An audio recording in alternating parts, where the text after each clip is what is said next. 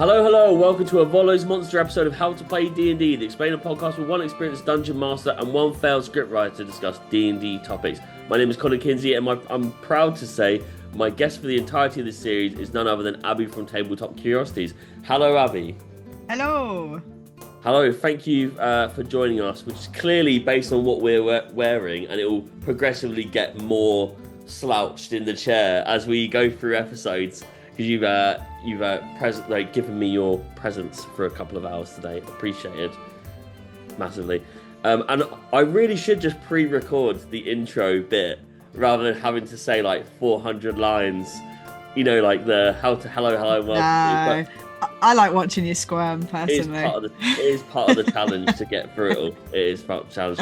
So what monster have you chosen for this week's episode? So today we are talking about the Babau. Let's get to it.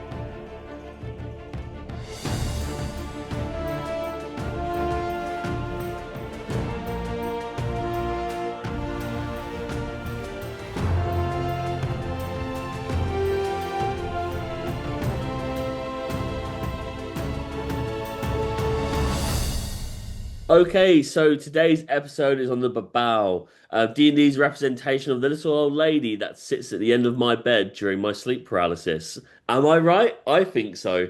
I've seen pictures. I've seen pictures. Yeah, I mean, to be honest, sleep paralysis demon, perfect example. I highly recommend that anybody goes and has a look at the art for this one because it is like nightmare incarnate. It is. It's nasty. And Babau is like, sounds cute. It kind of almost sounds like Eastern European kind of cute fairy thing, and then it's not. It is No.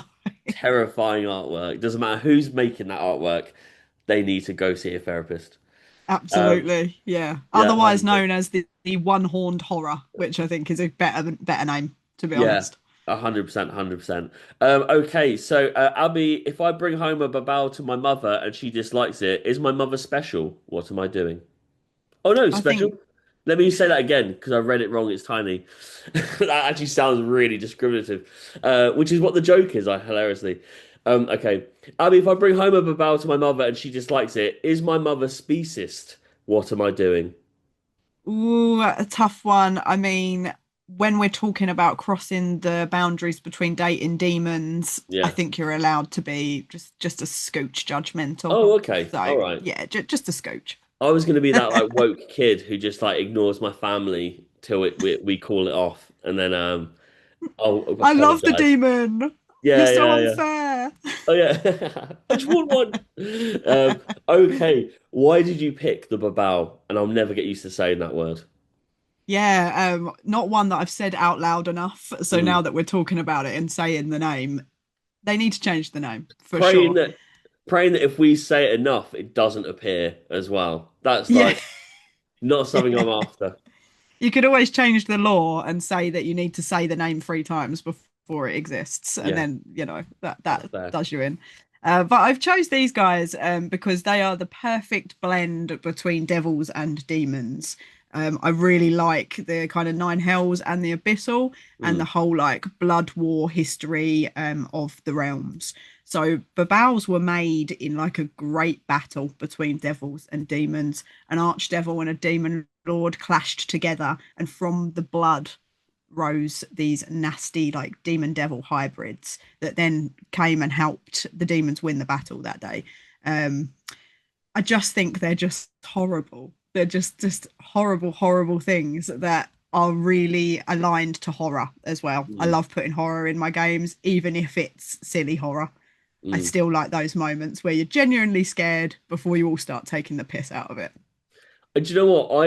I didn't know that lore about, but that is like some absolutely sick lore for any creature. That's really cool. I don't think I'd even want it on my team, let alone against it. It's not Yeah, like fair. like you turn up at the fight in the trenches. You're like, oh, thank God they've arrived, and you see that you're like, actually, I think I'll go home. I think I'll let Yeah, them. It's like I don't want to be in this fight. that's That's fair. yeah, I don't want that. Well, obviously you are a massive lover of demons and devils and stuff, as we've spoke about previously on the podcast. What kind of stats does a Babel have that makes it kind of stand out? So it has a lot of your like classic fiend things. So it has some resistances, and a few that you might not guess as well. Like it's kind of obvious that a fiend is likely to have a fire resistance. Mm, These guys have got a couple more, and they're also got some immunities as well, which I like as a challenge because I mm. think it means you have to work it out a bit, and you can't just be like, oh, this does the most damage, chuck that at it. So that really helps. And it also has some spell casting of its own that really kind of goes with its vibe. So its whole thing is like fear and terror and darkness. So it's got some at will spells, Mm. darkness, dispel magic, heat metal, levitate, and fear. So they're all ones that are just so in that vibe that you can really create like a setting when you've got Mm. these guys around. Yeah, it definitely comes across immediately that with those kind of spells that they might not be like the most overpowered thing at all, but it's a really good kind of way to like set the presence of this creature being around. You know, good for RP as we always talk about on these episodes, but it really does set yourself up for something really cool before it's even happened. That's it. Um, how does a DM use a Babau in their game? So you kind of, I guess, briefly touched upon that, but like, have you used one before? Yeah, so not just one either, a swarm of the fuckers. Oh, all right, that's Yeah. nice. Yeah. Um, so it was kind of a scenario of being in a sort of dark, dingy cave sort of system. But it just kept getting darker and darker and darker. And when they're trying to figure out what's going on, they start to realize the darkness is magical and Right. something is doing that in order to sneak up on them, and Yeah. scare them. So it was one of those really classic, like you're in complete darkness. So they're scrambling, trying to figure that out. And then as soon as they get light up, you've got a one-horned horror in your face. So let's go. Amazing. So, like, I guess the question before this, and I've kind of done it the other way around, but how does a DM use a Babau in their game? Like, if you were giving advice to people listening, like, and they, you didn't, you were going to redo what you've done, like, would you do it the same way? Is there an easier way for players who are like new to this to kind of encounter it? Is it for first time DMs? Is there a good way to like kind of bring this creature in? Yeah, so I think if I did it again, I would do it with a lower level party. As I say, I had to get quite a swarm of the guys to make it quite challenging for a high Yeah, level encounter. But early on, I mean, this could be the sort of stuff that is, a village, kids are being terrified, kids are seeing monsters in the dark, maybe things are being snatched, and, you know, you need to investigate the darkness because it's such a rich sort of mission quest of yeah. there's this darkness that's spreading around and this like creepy creature that's coming out that maybe some of the villagers don't believe it. They think it's just a myth and no, demons aren't real. And then it can lead on to whatever you'd like it to be. If you wanted a bigger storyline there of where did these demons come from, you can progress the story that way. Otherwise, it's just a super cool scare tactic for your party. I think you've hit the nail on the head there. Like it sounds like a really cool creature to use as a bit of like a folklore. Like I said, a Mm. myth in the village that people don't really believe in. It's a bit like Werewolf or The Village, the film, where it's like there's this kind of and ahhing of like the village people coming together, not really getting along. It'd be great in like a Strahd campaign kind of piece, I think that's a great way for like new people to like kind of get involved in their game. Um, Once again, a really quick episode, but like I think you've absolutely like smashed it with covering it. Is there anything else you'd like to say about the Babel?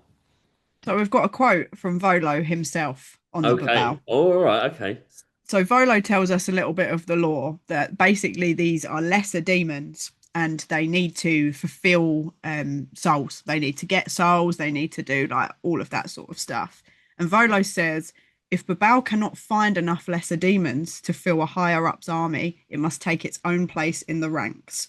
A whole, most Babaus do their jobs very well. okay, right, very nice. Also, a So bit of there you go. have you got one for every monster that we do, or is that setting the precedence now? Yeah, pretty much all of them. So that's just why I love reading the Volo book as well, because there's like these little snippets just from him in there. And some of it has like underwriting from Elminster, who's like a wizard in the world of D&D, where they're basically just like saying how what Volo's like, that he's full of stories and full of shit a lot of the Yeah. time, but we love it.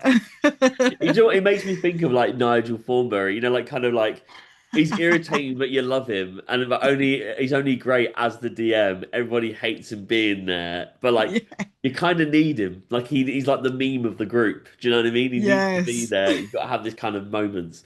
All right then. Well, today's adventure is starting coming to a close. We're back again next week with the topic: Pancake Day was invented to eradicate pancakes. Why are they still here?